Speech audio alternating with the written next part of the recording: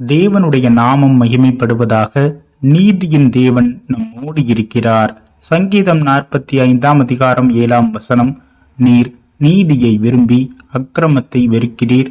ஆதலால் தேவனே, உம்முடைய தேவன் உமது தோழரை பார்க்கிலும் உம்மை ஆனந்த தைலத்தினால் அபிஷேகம் பண்ணினார்.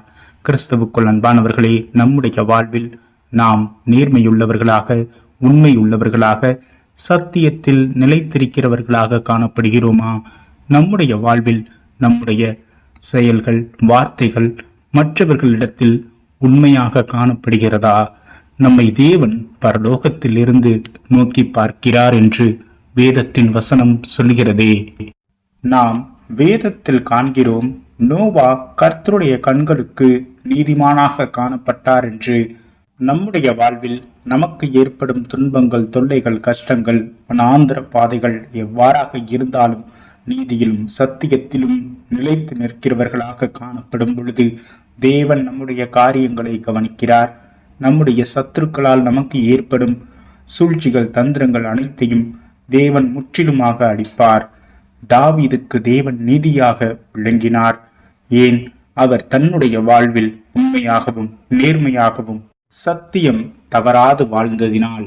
நாம் அவரை போல வாழ தேவனிடம் நம்மை அர்ப்பணிப்போம்.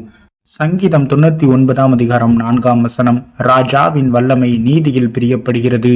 தேவரீர் நியாயத்தை நிலைநிறுத்துகிறீர். நீர் யாக்கோபில் நியாயமும் நீதியும் செய்கிறீர்.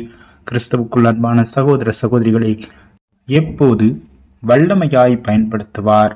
நாம் நீதியில் பசிதாகம் உள்ளவர்களாக காணப்படும் பொழுது, நாம் பரிசுத்தத்தில் நிலை நிற்கும் பொழுது, நாம் தேவனுடைய பாதையில் நடக்கும் பொழுது அவர் தம்முடைய வல்லமையை நமக்குள் விளங்கச் செய்வார்.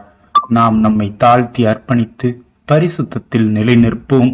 தேவன் நம்மிடத்தில் பிரியப்படத்தக்கதாக, அவருடைய வல்லமையை நாம் பெற்றுக்கொள்ளத்தக்கதாக, நேர்மையாக, உண்மையாக, பரிசுத்தமாக நாம் வாழ்வோம். அவர் நமக்குள் நீதியின் தேவனாக, வெற்றி வேந்தனாக, அமைதியின் மன்னனாக திகழ்கிறாரே. ஆமீன்.